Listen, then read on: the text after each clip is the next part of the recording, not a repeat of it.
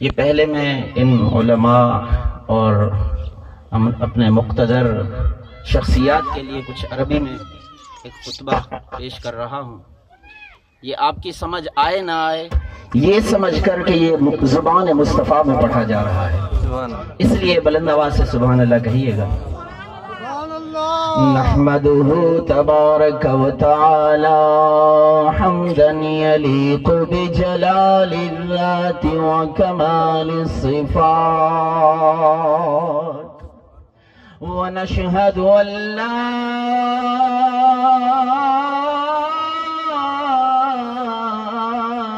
إله إلا الله لا إله إلا الله وحده لا شريك له ذو العرش رفيع الدرجات ونشهد أن محمدًا عبده ورسوله المعصوم من كل الشهوات. سبحان الله سبحان الله. المنير وجهه سبحان الله. کیا بات. المنير وجهه وبوجهه يستسقى الغمام وينمو النبات. کیا بات. الفريد حياؤه وحياؤه لم تحظ بمثله البنات. سبحان الله سبحان الله. العظيم خلقه وبخلقه يتجسد التنزيل ومحكم الآيات. سبحان الله سبحان الله. المرفوع ذكره وبذكره تستمطر الرحمات. القوي بيانه وبتبيانه تندفع المعضلات. الفصيح لسانه وبلسانه يتكلم أهل الجنة. المعدوم مثله وبمثله قد لم تلد الأمهات. اللهم صل وسلم وبارك على أكمل المخلوقات وأجمل المخلوقات وأحب المخلوقات وأقرب المخلوقات،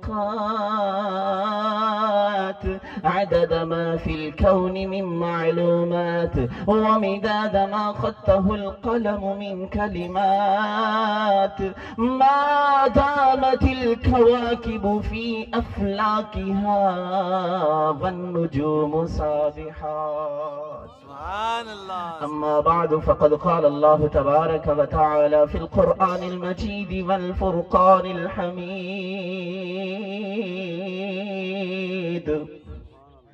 قد جاءكم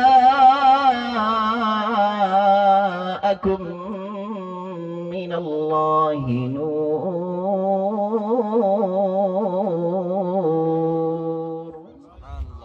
آمنت بالله صدق الله مولانا العظيم وبلغنا رسوله النبي الكريم الأمين،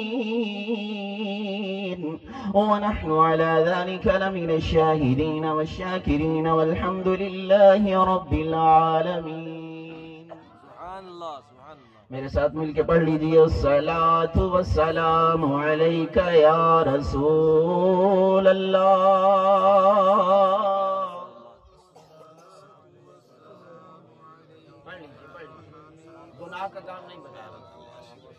الصلاۃ والسلام علیک یا رسول اللہ وعلی آلہ آلك وأصحابك يا نور الله سبحان اللہ دن جدوں حشر دے سوال ہون گے دن جدوں حشر دے سوال ہون گے حامی ساڈے آمنہ دے لال ہون گے حامی ساڈے آمنہ دے لال ہون گے جن جن کا عقیدہ ہے کہ ہمیں کملی والے چھڑائیں گے ذرا اونچی آواز سے ہاتھ اٹھا کر کہیے حامی ساڈے آمنہ دے لال ہون گے اور چہرے دے پڑھ دے درود آپ تے جیڑے رہندے پڑھ دے درود آپ تے جنت وچ مصطفیٰ دے نال ہون گے جنت وچ مصطفیٰ دے نال ہون گے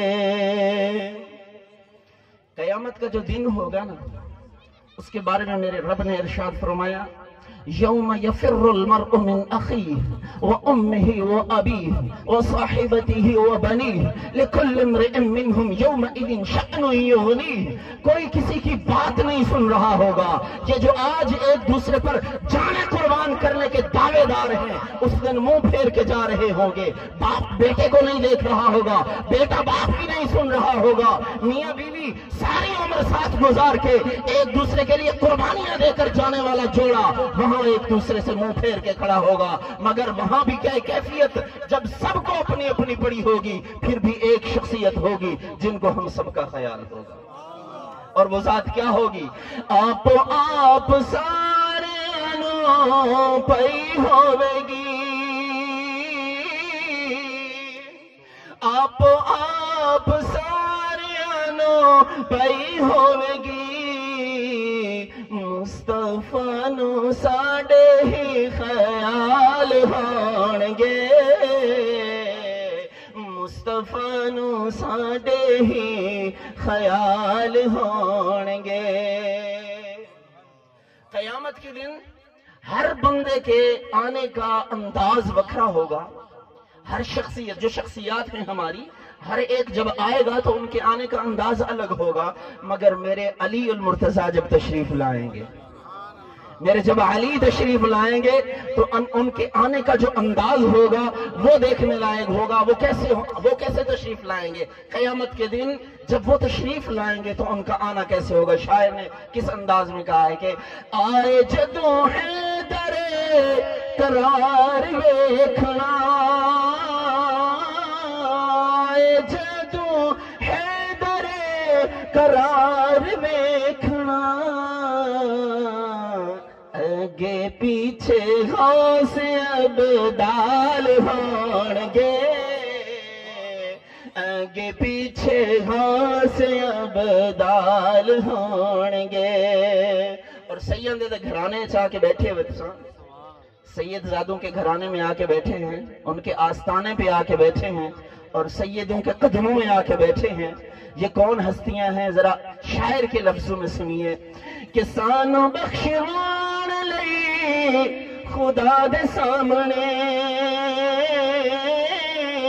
سانو بخشوان لئی خدا دے سامنے سیداں دے نکے نکے بال ہون گے او سیداں دے نکے نکے بال ہون گے میں آپ کو ایک بات کہوں بات آ گئی ہے سید زادوں کے اور سیدوں کے بچوں کے حوالے سے تو ایک بات یاد رکھو میرے بھائی یہ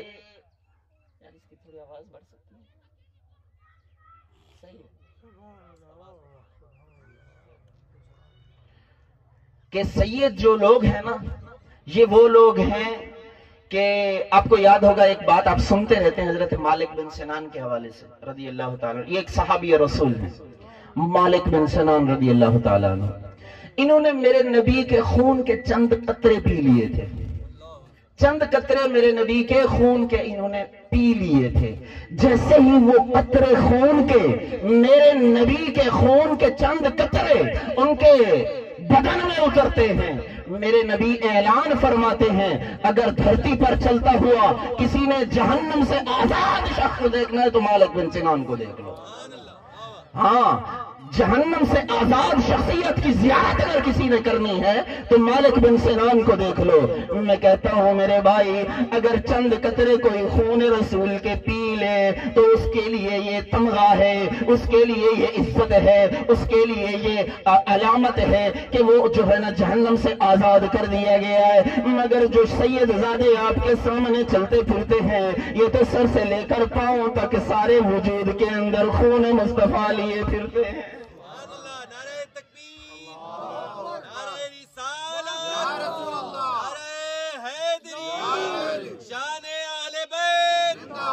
ये खून मुस्तफा से भरे हुए लोग हैं, ये खून मुस्तफा का चलता फिरता नजारा है।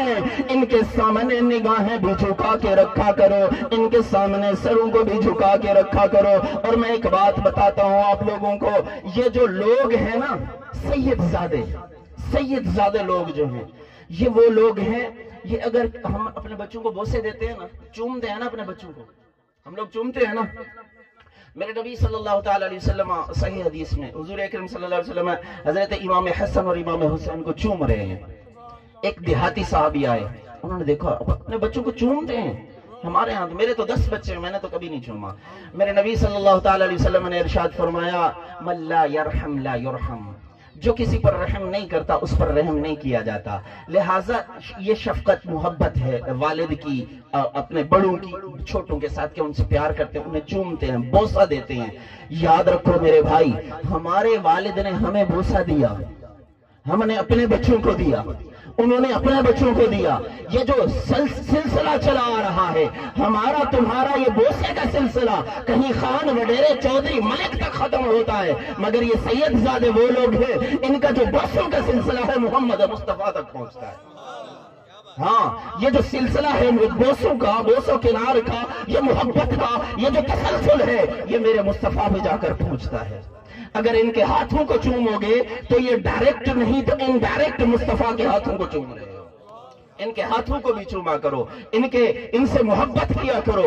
जब इनकी ये तुम्हारी नजरें टकराएं तो ये ना सोचा करो किसी शख्स को देख रहा हूं, बल्कि ये सोचा करो सैयदजादे की जियारत कर रहा हूं।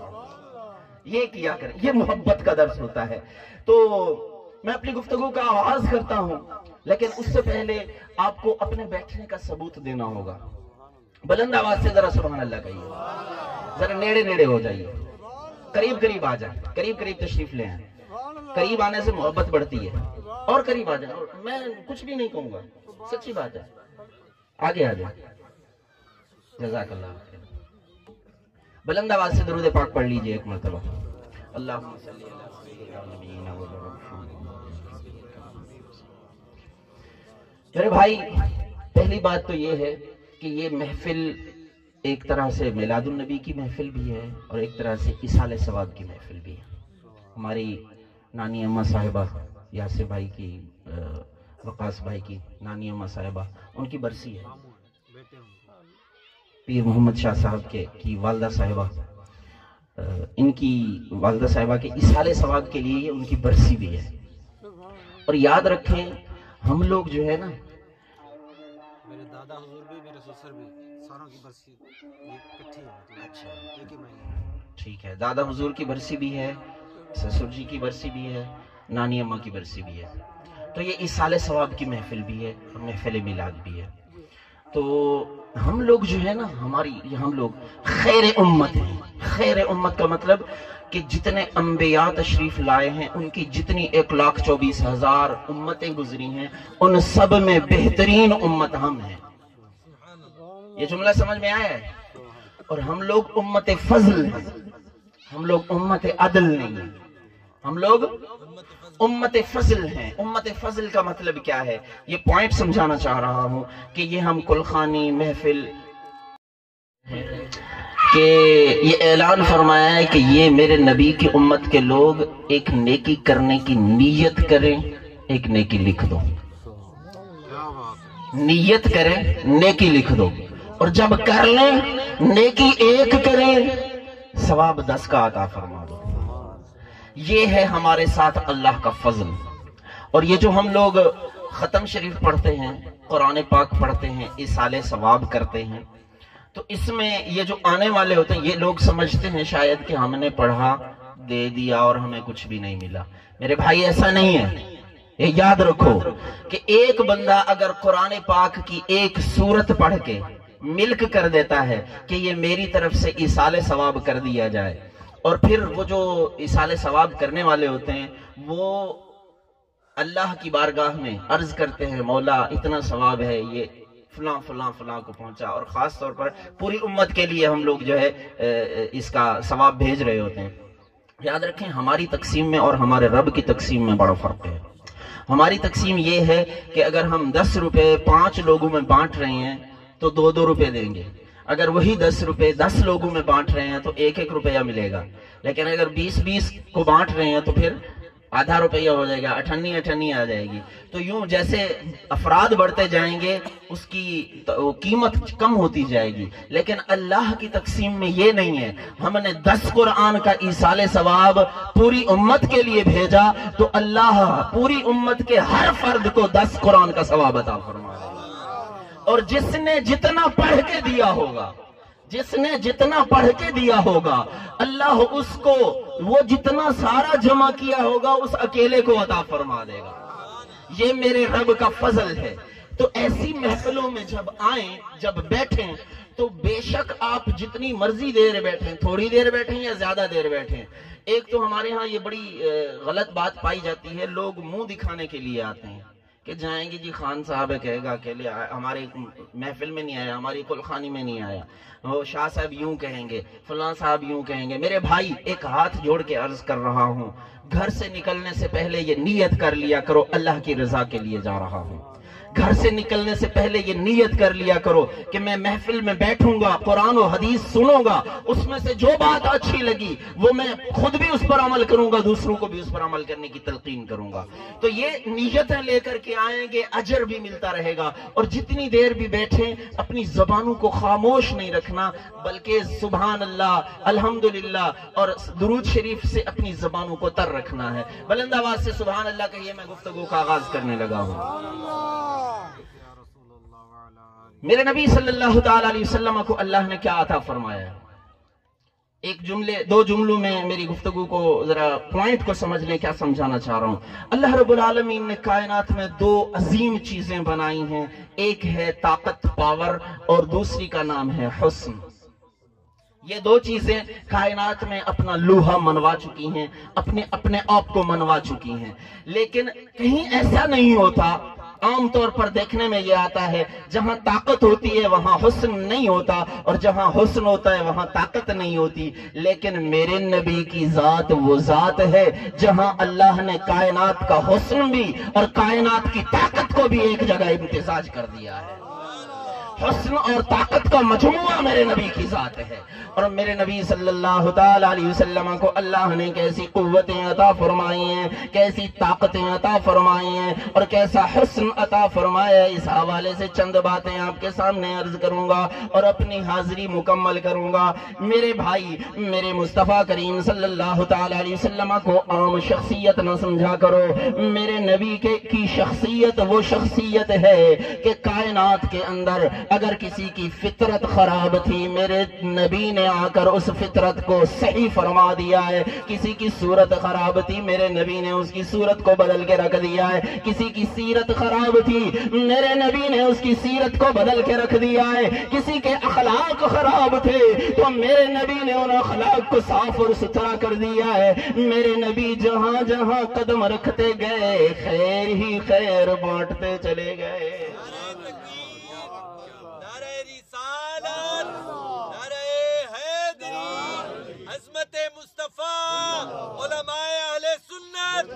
حسن ہی حسن بانٹتے چلے گئے۔ حضرت قتادہ بن ملحان ایک صحابی رسول ہیں حضرت قتادہ بن ملحان، آپ نام یاد رکھ لیجئے، قتادہ بن ملحان، یہ صحابی رسول ہیں۔ یہ ایک دفعہ بیٹھے ہوئے ہیں، ان کے سامنے حضرت ابو العلا بیٹھے ہوئے ہیں، ابو العلا یہ دیکھ رہے ہیں۔ امام طبرانی نے اس حدیث کو نقل کیا ہے، اس روایت کو نقل کیا ہے۔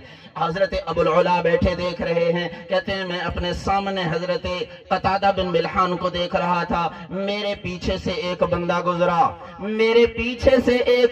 گزرا، اب پیچھے سے تو کوئی دیکھ نہیں سکتا۔ حضرت ابو العلا کہتے ہیں میں حضرت قتادہ کے چہرے کے اندر اس بندے کے عکس کو دیکھ رہا تھا۔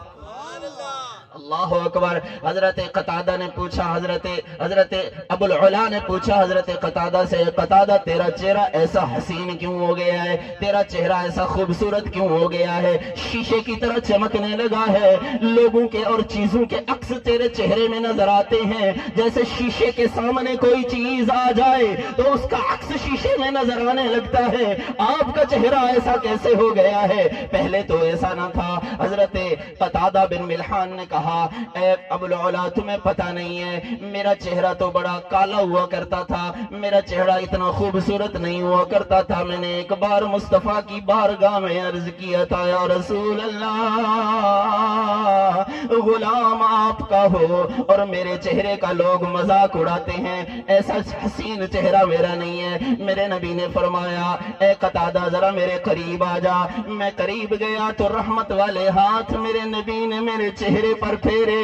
وہ وقت تھا میرے نبی کے چہرے میرے چہرے پر میرے نبی کے ہاتھ کا لگنا تھا، اس کے بعد کیفیت ہی بدل گئی، میرے چہرے کا یہ حال ہو گیا، سامنے جو چیز آتی ہے میرے چہرے میں نظر آنے لگتی ہے۔ نعرہ تکبیر، نعرہ رسالت، نعرہ حیدری، عظمت مصطفیٰ، علماء اہل سنت۔ حضرت فاروق اعظم رضی اللہ تعالی عنہ، فاروق اعظم بیان فرماتے ایک دفعہ جا رہے ہیں، حضرت وادی تہامہ ہے کعبے کے اس کے ارد گرد میں، بیت اللہ کے پاس وادی تہامہ، وہاں سے گزر رہے ہیں، قافلے کی شکل میں گزر رہے ہیں، اچانک چھم چھم آنسو برسنے لگتے ہیں، رونے لگتے ہیں۔ لوگ ان سے پوچھتے ہیں یا فاروق اعظم، یا سیدنا، یا امیر المؤمنین، یہ کیا بات ہو گئی؟ اچانک رونے لگے ہیں، 22 لاکھ مربع میل کے حکمران ہیں، رونے کیوں لگے ہیں؟ حضرت فاروق اعظم نے کہا لوگوں تمہیں کیا بتاؤں، یہ وہ وادی ہے جہاں میں اونٹ چرایا کرتا تھا اور 5 اونٹ مجھ سے قطار میں کھڑے نہیں ہو سکتے تھے، ایک قطار میں 5 اونٹ کھڑے نہیں کر سکتا تھا، میری کیفیت تو یہ ہوا کرتی تھی، لیکن جب سے مصطفیٰ کی غلامی میں آیا ہوں، جب سے نبی کریم صلی اللہ تعالی علیہ وسلم کی غلامی کا گلے میں پٹا ڈالا ہے، اس وقت سے میری یہ کیفیت ہو گئی ہے کہ آج 22 لاکھ مربع میل پر حکمرانی ہے اور کوئی جانور کسی دوسرے جانور پر ظلم نہیں کر سکتا، یہ نبی کی غلامی، یہ میرے نبی کی غلامی کا نتیجہ ہے۔ اور میرے بھائیوں، میرے نبی صلی اللہ تعالی علیہ وسلم نے کرداروں کو کیسا بدلا ہے۔ ایک مدینے میں عورت تھی، مدینے کی ایک عورت تھی، وہ بڑی بدتمیز تھی، بڑی غلیظ لہجے والی تھی، ایسی لہجے والی تھی کہ جس گلی سے گزرتی تھی لوگ چھپ جایا کرتے تھے، یہ پھر آ رہی ہے، کوئی بکواس کر دے گی، کوئی غلط بات کر دے گی، کسی کا لا لحاظ نہیں رکھتی ہے، کسی کی عزت کو نہیں دیکھتی ہے، کسی کی داڑھی کو نہیں دیکھتی۔ آج ہمارے ہاں بھی ایسے لوگ پائے جاتے ہیں جو کسی کی داڑھی کو نہیں دیکھتے، وجہ کیا ہوتی ہے؟ ان کی اپنی تو کوئی عزت ہوتی نہیں ہے، دوسروں کی بھی نہیں کرتے۔ اور میرے بھائی ہاتھ جوڑ کے عرض کرتا ہوں، لوگوں کی عزت کرنا شروع کر دو، تمہیں اللہ عزت دار بنا دے گا۔ لوگوں کو عزت دینا شروع کر دو، اللہ کائنات میں تمہیں عزت دے دے گا، اور لوگوں کی عزتوں کو تکنا چھوڑ دو، اللہ تمہاری عزتوں کو محفوظ کر دے گا۔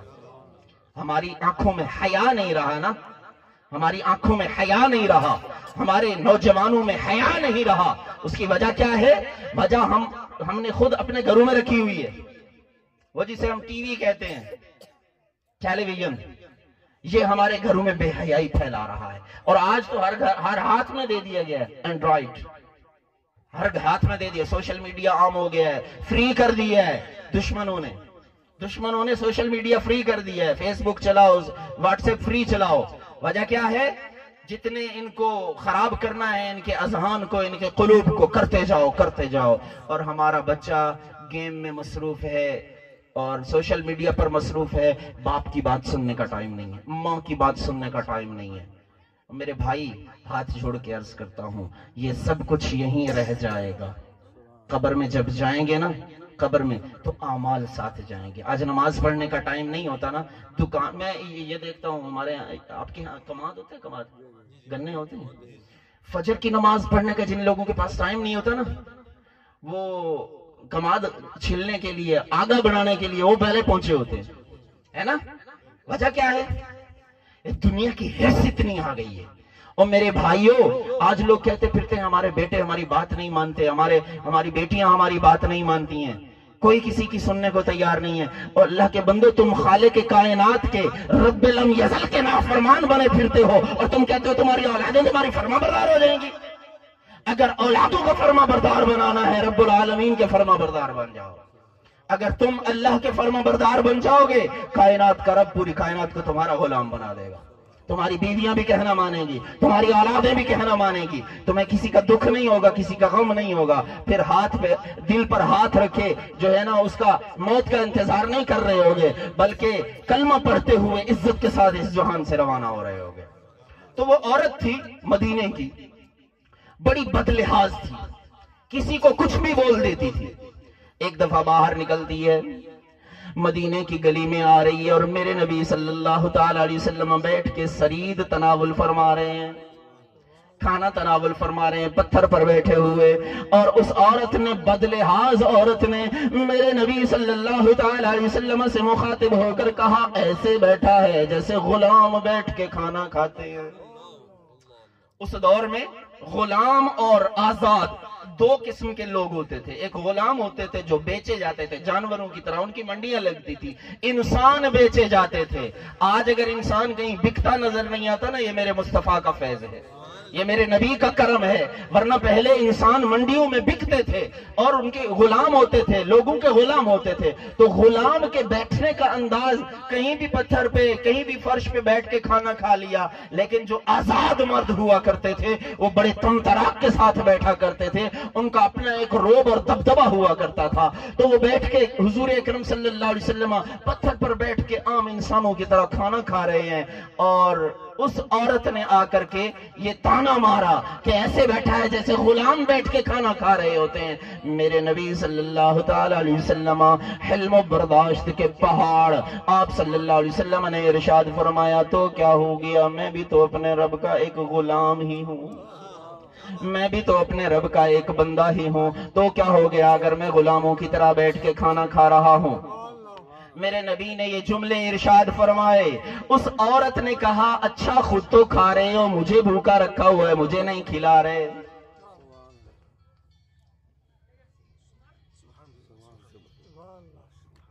چلے آخری بات تو سن لیں، آخری بات، لیکن توجہ سے سنیں گے تو مزہ آئے گا. نہیں تو بات تو وہی، میں نے ٹائم تو وہ لے ہی لینا ہے نا. ہاں اونچی آواز سے. تو میرے نبی صلی اللہ تعالی علیہ وسلم نے ارشاد فرمایا، آؤ تم بھی میرے ساتھ کھا لو. میں تو کسی کو منع نہیں کرتا ہوں، میرے دسترخوان سے تو کائنات کھاتی ہے. جب میرے نبی نے ارشاد فرمایا، آؤ تم بھی میرے ساتھ کھا لو، تو وہ عورت آئی، قریب آئی اور کہنے لگی، میں اپنے ہاتھ سے نہیں کھاؤں گی، مجھے اپنے ہاتھ سے کھلاؤ. جب میرے نبی نے اپنے ہاتھ سے لقمہ اٹھا کے دیا تو اس نے کہا، نہیں نہیں، یہ والا نہیں، وہ جو منہ میں لیا ہوا ہے مجھے وہ کھلاؤ. میرے نبی نے اپنے مبارک منہ سے وہ لقمہ نکال کے اسے دیا. جیسے ہی وہ لقمہ اس نے کھایا، اندر کا سارا گند صاف ہو گیا اور نور نالا نور ہو گیا، اور اس کے اندر کی کیفیت بدل گئی. میں نے ایک جملہ بولا تھا، میرے نبی وہ ہیں جو برے کرداروں کو بھی پاک کرداروں میں بدل دینے والے ہیں.